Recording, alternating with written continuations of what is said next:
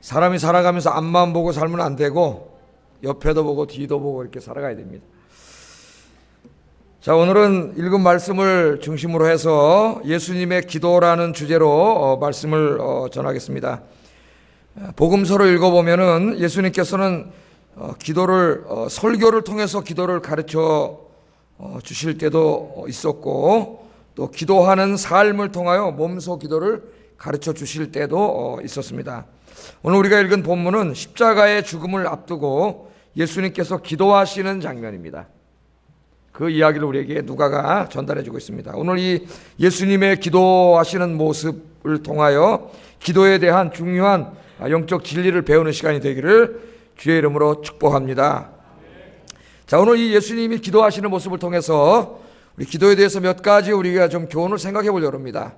첫 번째, 기도는 우리의 삶의 습관이 되어야 한다는 것입니다. 습관적으로, 그 말은 나쁜 말이지만은 좋은 습관, 그건 좋은 말이에요. 습관은 제2의 천성이라 하지 않습니까? 그래서 우리는 좋은 습관이 들어야 됩니다. 예를 들면 아침에 일찍 일어나서 운동하는 습관이 있는 사람은 어떻게 될까요?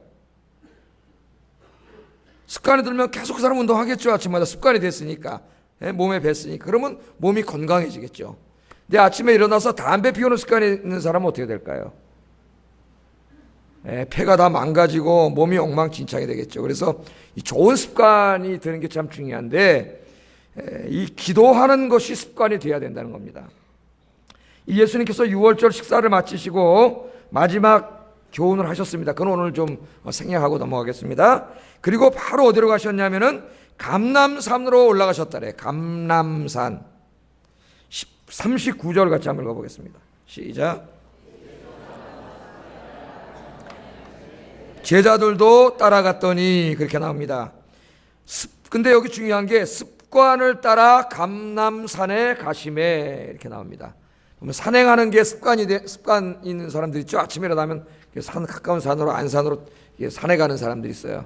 근데 예수님도 저녁 때, 밤인데 밤에 산에 가는데, 그 산에 가는 게 뭐라고요? 습관을 따라갔다, 그렇게 얘기합니다. 예수님이 산에 왜 가셨을까요? 오늘 계속 읽어보니까 기도하러 가셨습니다. 기도하러. 그럼 여기 우리가 중요한 거 하나 알게 되죠. 예수님의 삶에 중요한 습관이 하나 있었는데, 그게 뭐냐면은 밤에 기도하시러 산에 가시는 것. 여기 감람산이라고 나왔는데 우리에게는 겟세마네 산으로 더 유명하죠. 겟세마네 동산, 그 마을에 있는 작은 산인데, 마태복음, 마가복음을 읽어보면 겟세마네 산입니다. 겟세마네 동산. 우리 찬송을 그렇게 불러가지고 겟세마네 동산까지, 바로 그 산으로 기도하러 가셨어요. 그러니까 예수님은 저녁 때 하루 일과를 마치면 어디 가세요? 산에 가세요. 뭐 하려고? 기도하러 산에 가십니다. 그게 예수님의 습관이었어요. 근데 이 예수님이 기도하시는 모습을 공관복음서에서 여러 번 이야기하는데, 이 마가복음 1장에 보면은 예수님이 새벽 기도하시는 모습을 또 이야기하는데, 그 새벽 기도하시는 것도 역시 예수님의 습관이, 동사를 미완료 시제를 써가지고 그걸 계속 반복되는 예수님의 습관임을 우리에게 이야기합니다. 마가복음 1장 35절 같이 읽어보겠습니다. 시작.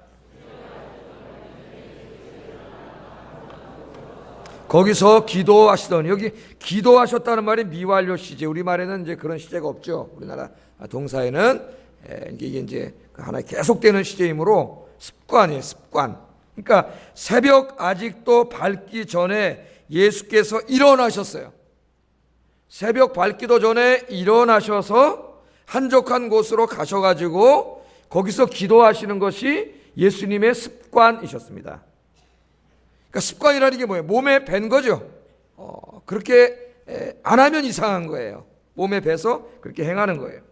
그러니까 예수님께서는 매일 새벽에 일어나서 새벽 기도하는 게 습관이었다, 그 말이에요. 동이 트기 전에. 요새 동이 언제 틉니까, 여러분?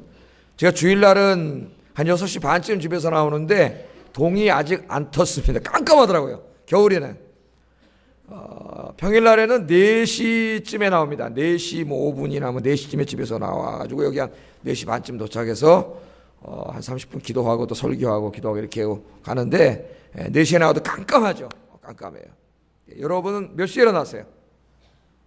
오늘 몇 시에 일어나셨습니까? 예? 평상시에 몇 시에 일어나세요, 여러분? 오늘 예수님은 새벽이 아직도 밝기 전에, 동이 트기 전에 일어나셨어요. 여러분도 좀 그때 일어나시기를 주의 이름으로 축복합니다. 밤에 너무 잠 안 자고 그러지 마세요. 밤이라고 하는 거는 마귀가 역사하는 시간. 그래서 밤에는 별로 좋지가 않습니다. 그죠? 밤에는 뭐 전부 좀 이렇게 밤문화라는 게 음란한 문화고 타락문화고 그래요. 그러나 여러분, 새벽은 어때요? 새벽은 뭔가를 새롭게 시작하는 좀 건강한 문화예요.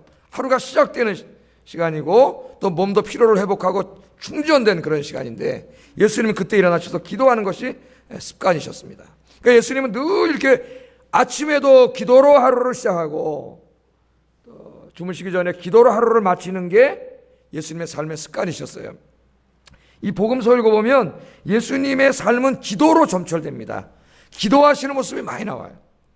공적 사역을 시작하실 때는 40일 금식 기도 하셨습니다. 금식 기도. 세례 받으실 때는 하늘을 우러러 간절하게 기도하십니다. 12 제자들을 뽑으실 때에는 철야 기도하셨습니다. 그리고 오늘 우리가 공부한 것처럼 매일 새벽 일찍은 새벽 기도하시고 밤에 기도하시고, 예수님이 그렇게 기도하셨어요. 여러분, 기도는 왜 합니까? 기도가 뭐예요 도대체? 왜 우리가 이렇게 기도해야 돼요? 좀 이따 나오겠지만 기도가 뭐예요? 하나님께 의존하는 행위예요. 우리는 내 지혜와 경험과 내 힘으로만은 인생을 살아갈 수 없습니다. 또 신앙생활도 할 수 없습니다. 그렇기 때문에 우리는 우리 인생을 살아가거나 신앙생활을 하는데 내 힘과 지혜로만은 살 수 없기 때문에 전능하신 하나님의 도우심이 필요해요. 여러분 믿습니까? 그러니까 내가 기도한다는 것은, 하나님, 나는 내 힘과 지혜로 내 인생을 살아갈 수 없습니다. 신앙생활도 내 힘만으로 할 수 없습니다. 하나님이 도와주셔야 됩니다. 그리고 그렇게 하나님께 도움을 구하고 하나님을 의지하는 행위가 기도예요. 그래서 기도하지 않는 것은 게을러서도 기도하지 않지만 교만한 행위입니다. 왜 기도하지 않는 게 교만한 거죠? 하나님 의지하지 않고 하나님이 도와주지 않아도 내 힘대로 내 지혜로 얼마든지 살 수 있으니까 하나님 내 인생에 개입하지 마세요. 그게 기도하지 않는 사람들의 그 행위예요. 기도하지 않는 게 바로 하나님께 그렇게 이야기하는 거예요.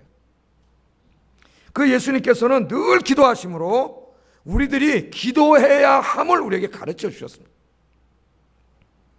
자, 여기 보면은 오늘 예수님이 습관에 따라 기도했다 이렇게 나오죠. 습관. 여기 습관은 헬라어로 에소스라는 말을 번역한 겁니다. 에소스 그 말을 번역한 것인데, 신약 성경에 이 단어로 사용된 용례를 쭉 찾아보니까 주로 관습, 한 어떤 민족의 관습이나 규례라고 하는 말로 다 번역이 됐어요, 성경에.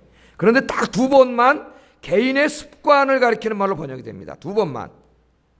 그게 한 번은 기도를 가르치는 문맥에서, 한 번은 예배를 가르치는 문맥에서 사용됩니다. 기도를 가르치는 문맥은 오늘 본문이에요. 본문. 다른 데는 이 에소스가 전부 관습이나 규례인데, 한 개인의 습관에 대해서 사용될 때는 기도와 예배라는 거예요. 그래서 오늘 예수님이 어떻게 했다고요? 습관에 따라 기도했다 그렇게 얘기합니다. 예수님께서는 새벽 기도하는 것과 하루 일과를 마치고 조용한 산에 올라가 기도하는 것이 습관이 된 분이다 그 말입니다. 그러니까 누가가 여기서 이 메시지를 주는 이유가 분명하죠.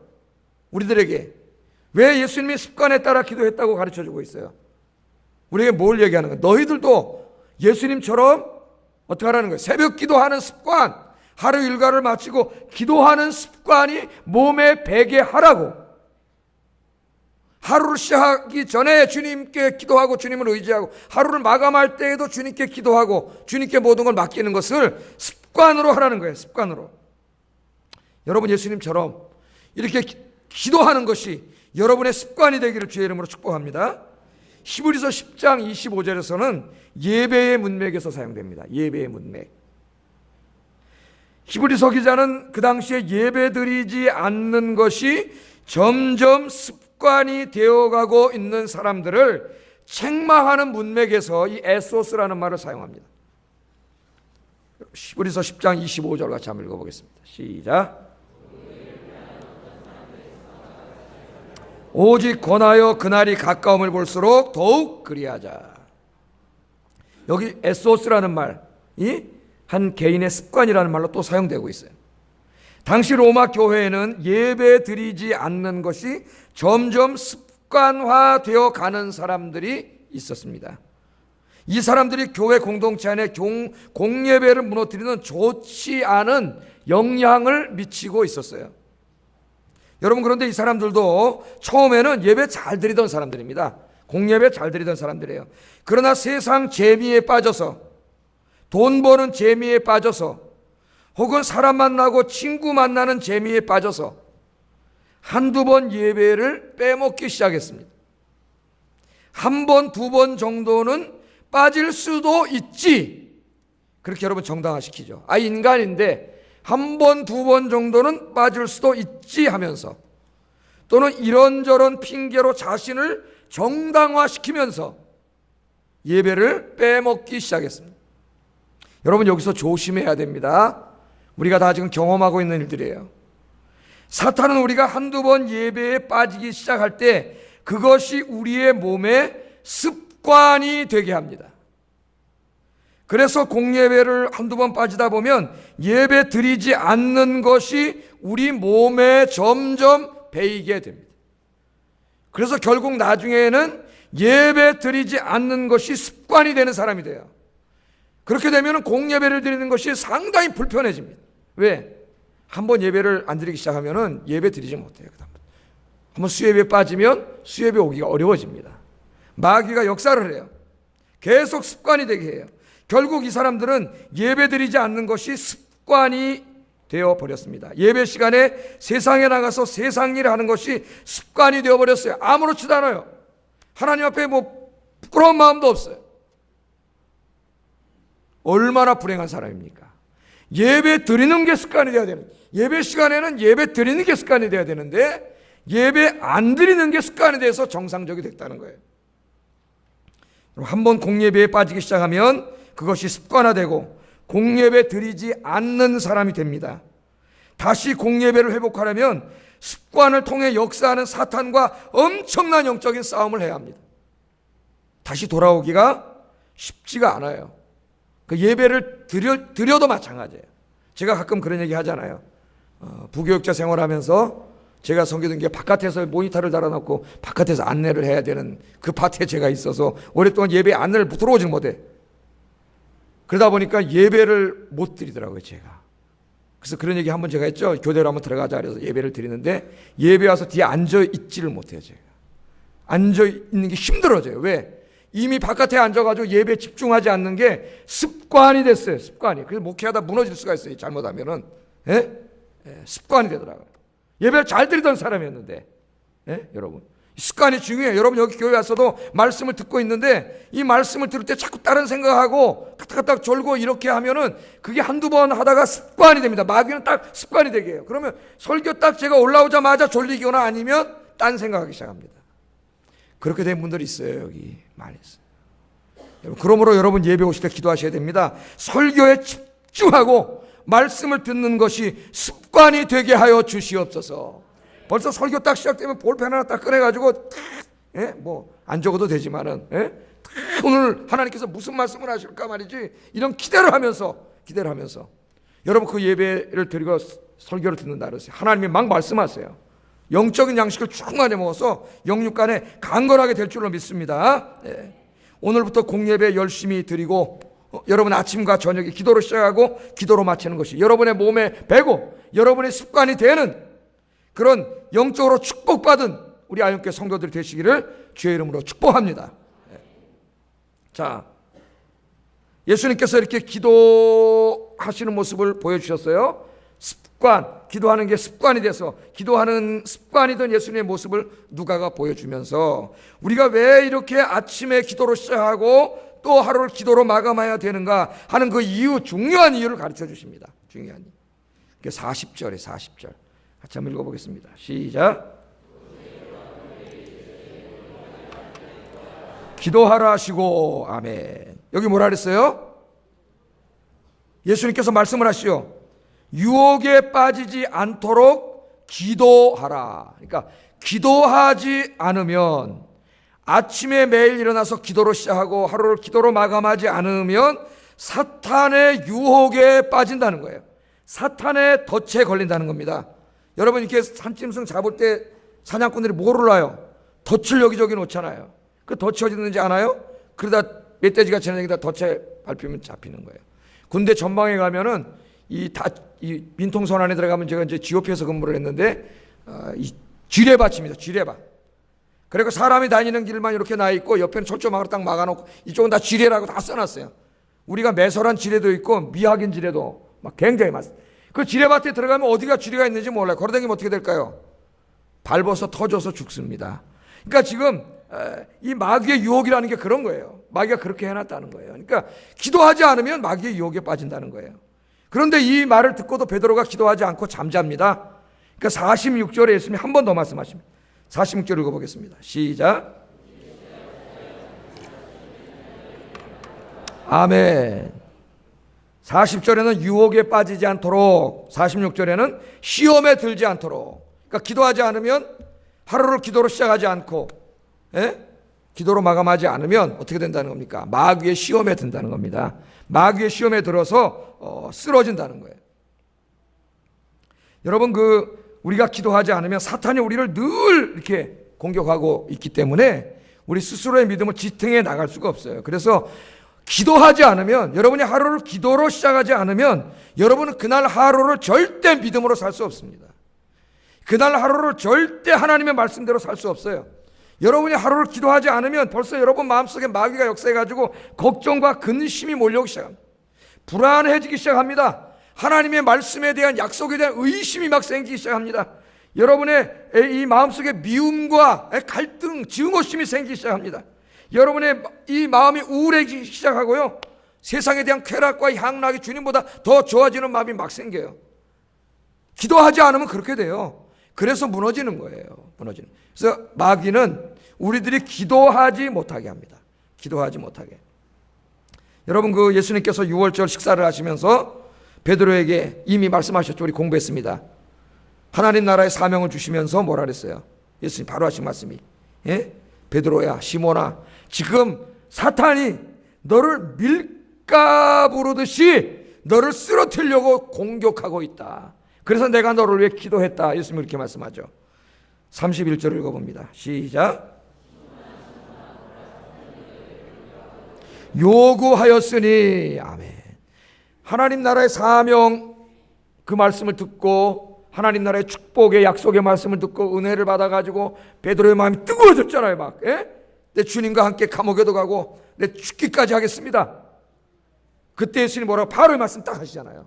지금 마귀가 네가 그렇게 말하는데 너를 쓰러뜨리려고 밀가부르듯이, 밀가부르면 바람에 겨가 날아가 너를 날려버리려고 마귀가 그렇게 하고 있어서 내가 너를 위해 기도했다고 그렇게 이야기합니다. 그게 베드로가 이 주님의 말씀을 듣지 않고 기도 안 하다가 이제 좀 있으면 쓰러지지 않습니까? 그래서 베드로가 나중에 자기가 위대한 사도가 돼서 목회할 때에 이 예수님의 말씀을 기억하고요, 자기 성도들에게 똑같은 설교를 해요. 우리 지난 시간에 한번 공부해봤죠. 베드로전서 5장 8절 같이 읽겠습니다. 시작. 우는 사자같이 두루다니며 삼킬 자를 찾나니. 지금 어떻게 한다고요? 사자가 배가 고파요. 배가 3일을 굶었어요. 그럼 어떻게 돼요?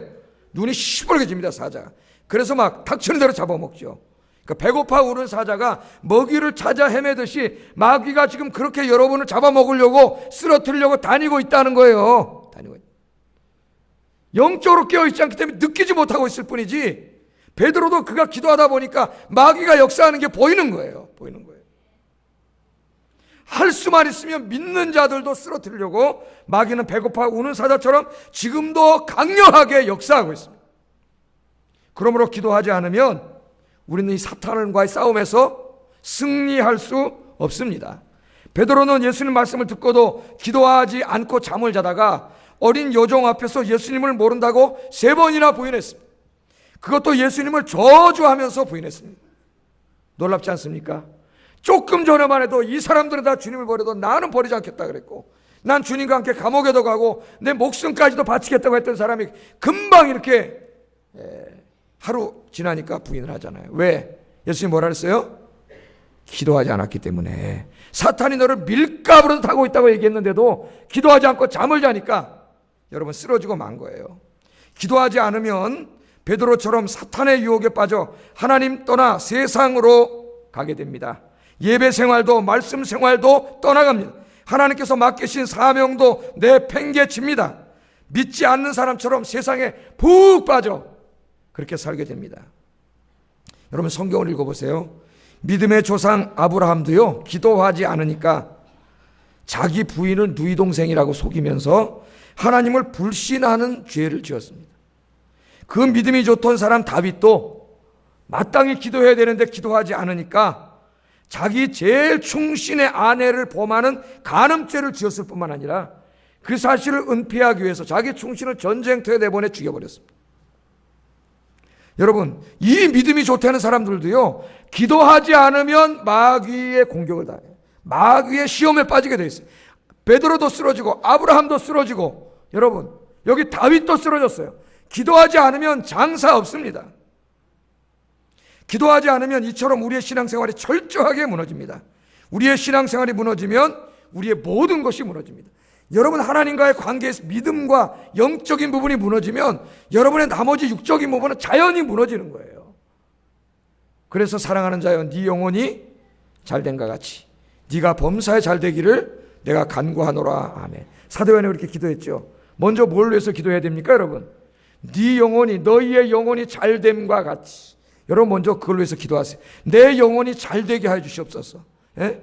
내 믿음이 성장하게 하여 주시옵소서. 주님을 향한 나의 마음이 더 뜨거워지게 하여 주시옵소서. 그 영혼이 잘되면 그 다음 뭐가 잘돼요? 범사가 잘되기를 간구한다 그랬어요. 범사. 그럼 먼저 하나님과의 관계에 있어서 이 신앙생활이 무너지면 우리의 인생은 다 주저앉는 거예요.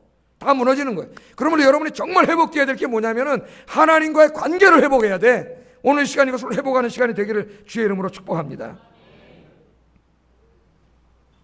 우리가요, 이 마귀와의 싸움에서 이기려면 최소한도 하루에 1시간 정도는 하나님 만나는 시간을 가져야 돼요. 제가 이야기했잖아요. 하루에 1시간 정도. 그래서 하루에 1시간을 집중할 수 있는 시간이 새벽 기도라고 제가 이야기했습니다. 새벽 기도 나오면 어때요? 설교도 듣고 기도하면 1시간 금방 지나가요. 예? 1시간 이렇게 딱 할 수 있는 시간이에요. 만약에 자기 형편 때문에 새벽 기도를 못 나온다면 기도 시간이 뭐 다른 시간을 정해놨다면 아침 시간 그 시간에 무릎 꿇고 기도하면서 성경을 보고 기도하세요. 그래서 우리 제자 훈련할 때는 이것을 1년 동안 훈련시킵니다. 1시간을 정해놓고 시간을 딱 정해라 그래요. 그래서 서약합니다. 하나님 앞에 볼펜 꺼내 사인합니다. 나는 매일 아침 8시에 내 골방 건너방에서 문 닫아놓고 성경 읽고 기도하겠습니다. 이렇게 서약해요. 하나님 앞에. 그리고 시작합니다. 혹시 내가 기도하는 시간에 폭탄이 떨어진다 할지라도 나는 기도하겠습니다. 할렐루야. 여러분 늘 이렇게 시간을 정해놓고 기도하셔서 마귀에게 맨날 마귀의 시험에 치고 쓰러지는 여러분이 아니라 마귀와 싸움에서 여러분 능히 승리하는 그리스도의 강한 군사들이 되시기를 주의 이름으로 축복합니다. 자, 마지막으로 우리 예수님께서 기도하신 기도의 내용을 통해서 오늘 기도에 대해서 좀 더 배워보려고 합니다. 오늘 예수님이 기도하신 내용을 보면 예수님께서는 기도하실 때 자신의 뜻이 아니라 하나님의 뜻이 이루어지도록 기도하셨습니다. 자기의 인생을 향하신 하나님의 뜻, 그게 이루어지도록 기도했다는 거예요. 42절 한번 읽어보겠습니다. 시작.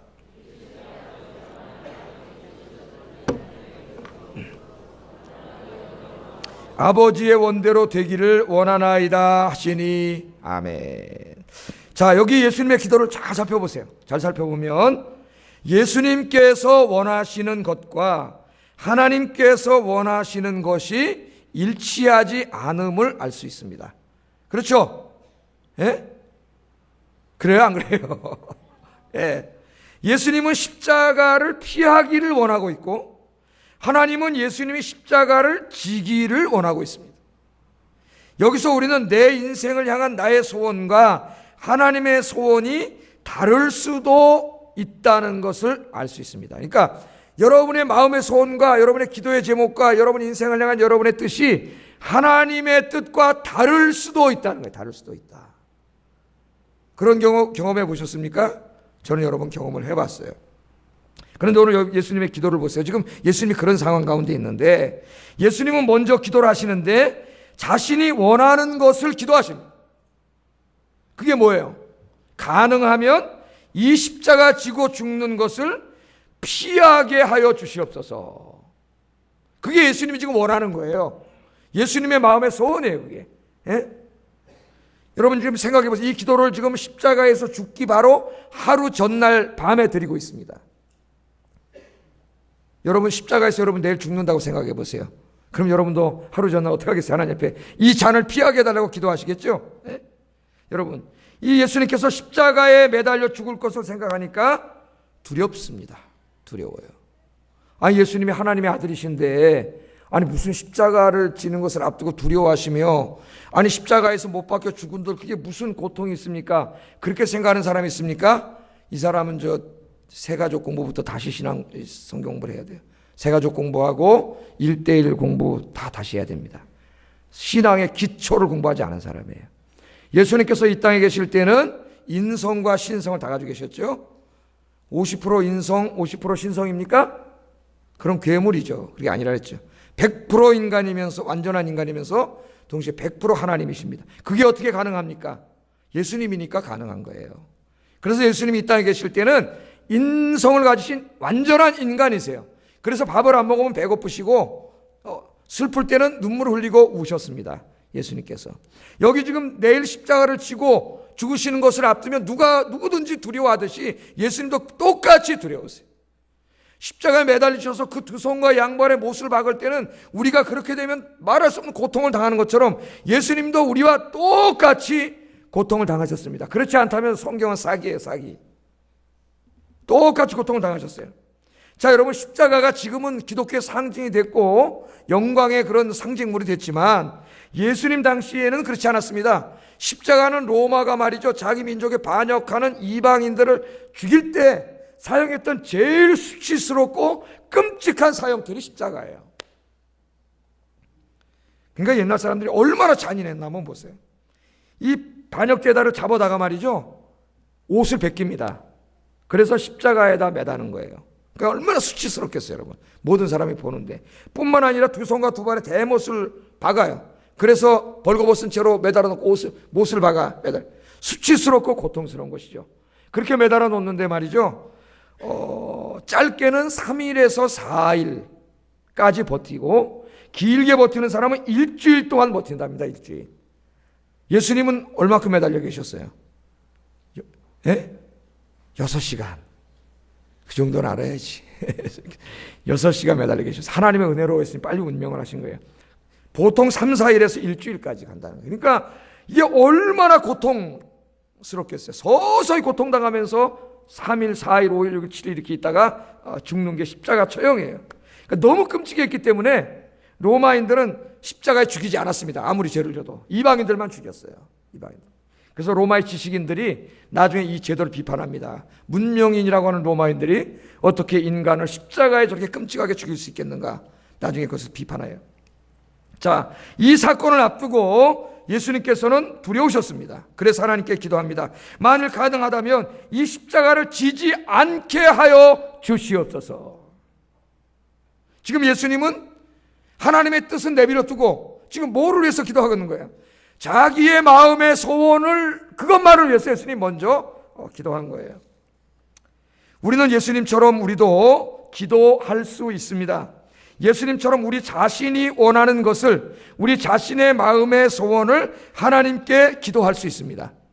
기도는 우리가 원하는 것을 하나님께 요청하는 겁니다. 우리가 마음의 소원을 하나님께 아뢰면 하나님께서 우리의 기도를 들으시고 응답해 주십니다. 여러분 믿습니까? 기도하세요. 기도. 성경에 보세요. 그런 사람이 많이 나오잖아요. 한나를 보세요. 한나는 자식이 없습니다. 한이 된 여자예요. 그래서 한나가 기도했을 때 하나님은 한나의 기도를 들으시고 아들 사무엘을 주셨습니다. 히스기야가 병들어서 죽게 됐습니다. 못 일어난다 그래요. 선지자가 와서 넌 죽을 거라래요. 히스기야가 하나님 앞에 무릎 꿇고 기도했습니다. 그랬더니 하나님이 병을 고쳐주시고 15년 동안 생명을 연장시켜 주셨습니다. 소경 바디메오의 기도를 들으시고 그의 눈을 뜨게 하셨습니다. 야이로의 기도를 들으시고 그의 딸을 살려주셨습니다. 여러분도 자녀들을 위해서 기도하세요. 인생의 문제 가운데 있습니까? 기도하십시오. 하나님께서 우리의 기도에 반드시 응답해 주십니다. 우리가 기도하면 하나님께서는 우리의 기도의 제목과 마음의 소원을 들으시고 반드시 응답해 주실 줄로 믿습니다. 할렐루야. 여러분 마음의 소원들 있으면 기도하세요. 응답해 주세요. 그런데 그 다음을 보세요. 그 다음 예수님의 기도.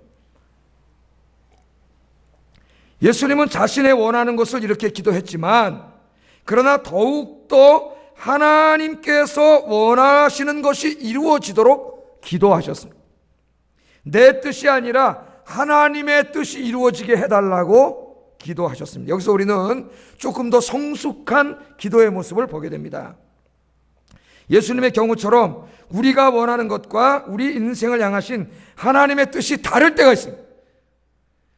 내 마음의 소원과 나를 향하신 하나님의 소원이 다를 수가 있다는 거예요. 다를 수가 있어요. 예수님은 십자가를 피하기 원하시는데 하나님은 예수님께서 십자가를 지시기를 원하십니다. 예수님의 소원은 십자가를 피하는 것이고 하나님의 소원은 예수님이 십자가를 지는 것입니다. 이처럼 우리의 뜻과 하나님의 뜻이 다를 때 우리가 아무리 기도해도 우리가 기도한 것이 이루어지지 않습니다. 여러분 그걸 잘 아셔야 돼요. 오직 하나님의 뜻이 이루어집니다. 하나님의 뜻이. 한번 제가 예를 들어보겠어요. 예를 드는 겁니다. 제가 정치를 하고 싶어. 정치를. 그래가지고 정치인이 돼야 되겠다. 그렇게 생각을 했는데 하나님께서는 저를 향해 다른 뜻을 갖고 계십니다. 목사로 쓰시려고 나를 정해놨어요. 하나님 뜻이 정해졌어요. 목사를 쓰시려고 정해놨어요. 그러면 어떻게 되는 거예요? 제 뜻과 하나님의 뜻이 지금 달라요. 제 마음의 소원과 하나님의 소원이 달라요. 나를 향한 나의 뜻과 나를 향하신 하나님의 뜻이 지금 달라요. 저는 아직 하나님의 뜻이 뭔지 모릅니다. 그래서 저 훌륭한 정치인이 되게 해달라고 기도합니다. 정치를 하기에 도움이 되는 학교 가려고 그러고 전공을 정해놓고 기도하면서 공부합니다. 이런 경우에는요, 제가 아무리 기도하고 공부해도 제 기도가 이루어지지 않습니다. 제가 기도한 대로 되지 않습니다. 왜냐하면 저를 목사로 만들려는 하나님의 뜻이 이미 정해져 있기 때문이에요. 정해져 있기 때문에. 그러므로 우리는 우리가 원하는 것을 하나님께 기도하되 예수님처럼 내 뜻이 아니라 하나님 아버지의 뜻이 이루어지도록도 기도해야 됩니다. 우리가 만약 그렇게 기도하면 어떤 일이 벌어지느냐. 자, 저를 제가 그냥 예로 들은 거예요. 하나님 내가 훌륭한 정치인이 되겠습니다. 막 기도하는데 하나님 목사가 시키려고 그러잖아요. 그 제가 기도하면 제가 기도하잖아요. 그 하나님이 깨닫게 해주세요. 뭘 깨닫게 해주세요? 네가 갈 길은 그게 아니고 내가 너를 목사로 쓰려고 한다. 하나님이 그것을 가르쳐 주세요. 그러니까 내가 기도하는 한, 내가 다른 하나님의 뜻과는 다른 것을 기도한다 할지라도 하나님께서 내가 기도하는 한 나를 향한 하나님의 뜻을 가르쳐 주신다는 거예요. 그래서 깨닫게 하시고 빨리 그 길을 가게 해주세요. 그게 하나님의 은혜인 줄로 믿습니다. 하나님께서는 우리 한 사람 한 사람을 향하여 놀라운 계획을 가지고 계십니다. 여러분 한 사람 한 사람 다 하나님의 계획 속에 있습니다. 하나님께서는 우리 한 사람 한 사람을 통하여 이 세상을 구원하고 이 땅에 하나님 나라를 세우기를 원하십니다. 우리는 이 위대한 일에 부름받은 사람들입니다. 이 일을 하나님이 여러분 인생을 이루기 위해서 하나님이 여러분 인생에 가지고 계신 계획과 뜻이 있어요. 뜻이. 그러므로 우리는 기도할 때 나를 향하신 하나님의 뜻을 알려달라고 기도해야 하고 나를 향하신 하나님의 뜻이 내 삶을 통하여 이루어지게 해달라고 기도해야 됩니다. 그리고 나를 향하신 하나님의 뜻에 순종하여 내 인생을 살아갈 수 있게 해달라고, 하나님의 뜻을 내가 아멘으로 감사함으로 받게 해달라고 기도할 수 있어야 합니다.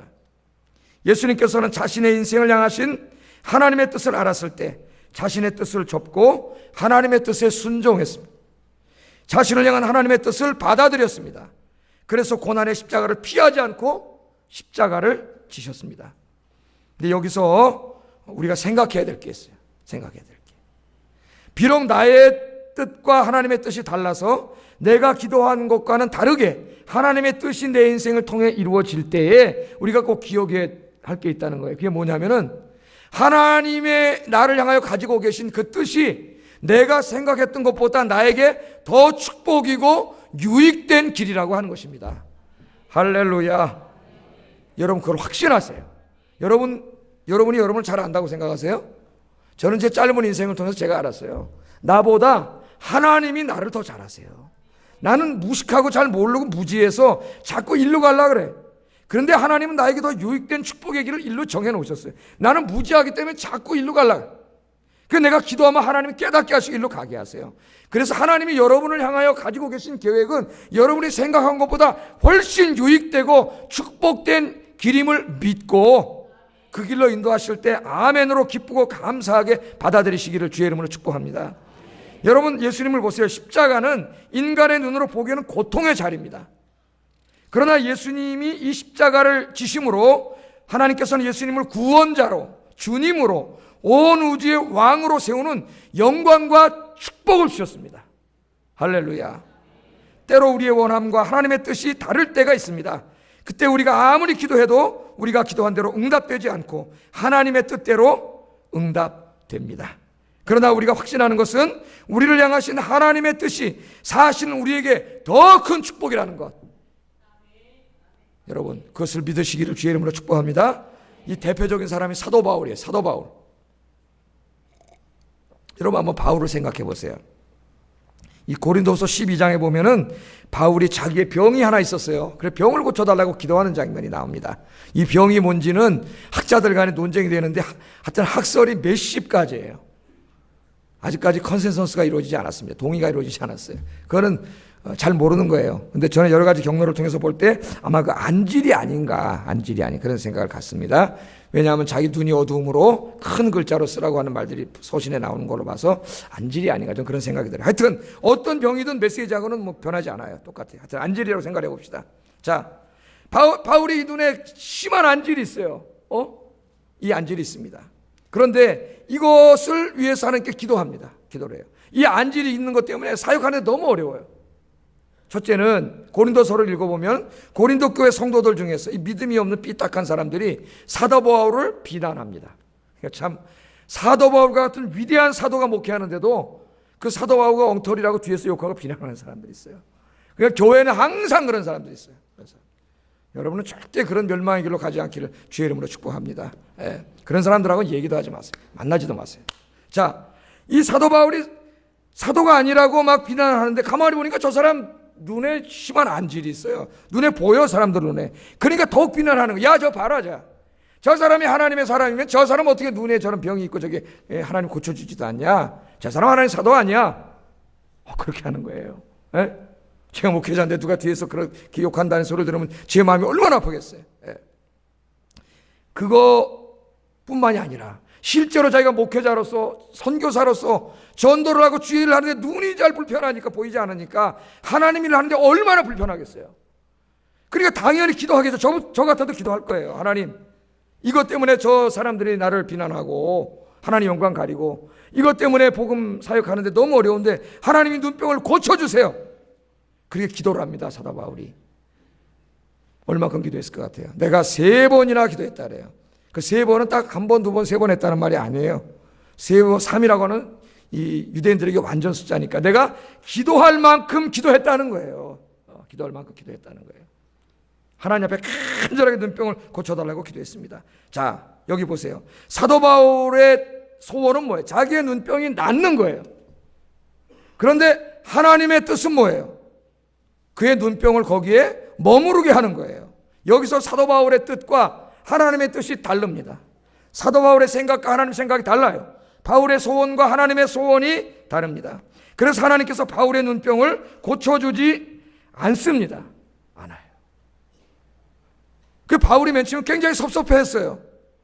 아니 이것 때문에 지금 저 사람들이 자꾸 더 힘을 받아가지고 주의 종을 욕하고 뒤에서 이렇게 하는데 힘을 받고 다른 사람들이 동조하는 일이 벌어지고 주의를 하는데도 이렇게 굉장히 불편해서 내가 이거 고쳐달라 하는데 이걸 왜 안 고쳐주십니까? 하나님 왜 안 고쳐주십니까?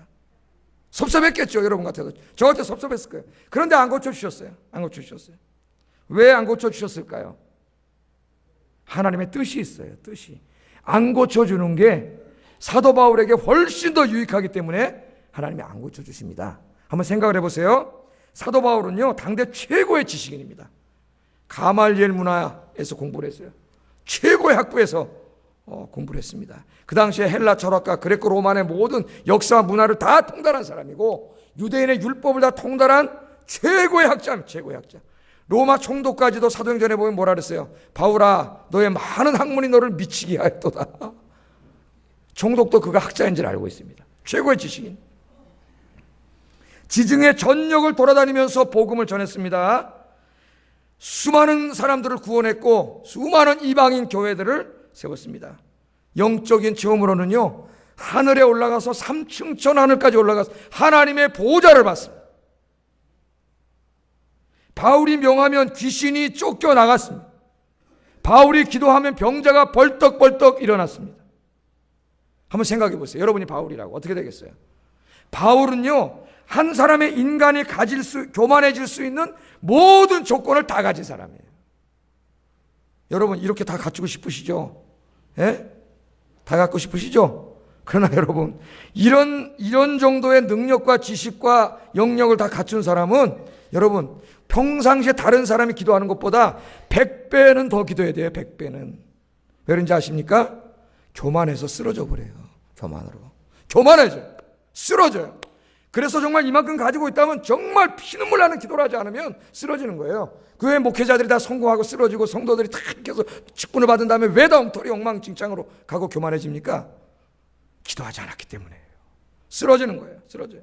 하나님께서는 그것을 아시고 바울에게 육체의 가시를 주셨습니다.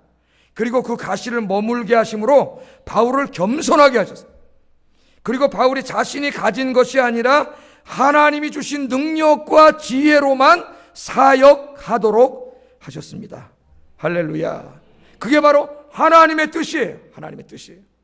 사도 바울이 맨 처음엔 섭섭했지만 나중에는 기도하면 하나님 어떻게 한다고요? 깨닫게 해주세요. 기도도 안 하면 못 깨닫고, 기도하면 비록 다른 것을 기도한다 할지라도 하나님이 깨닫게 해주세요. 사도 바울이 나중에 깨달았습니다. 이 눈병을 머물게 하는 게 하나님의 뜻이구나. 이게 바로 하나님의 은혜구나. 이게 바로 나에게 더 유익한 것이고 축복이구나 깨닫고 이렇게 고백을 합니다. 고린도후서 12장 8절 10절입니다. 읽어보겠습니다. 시작.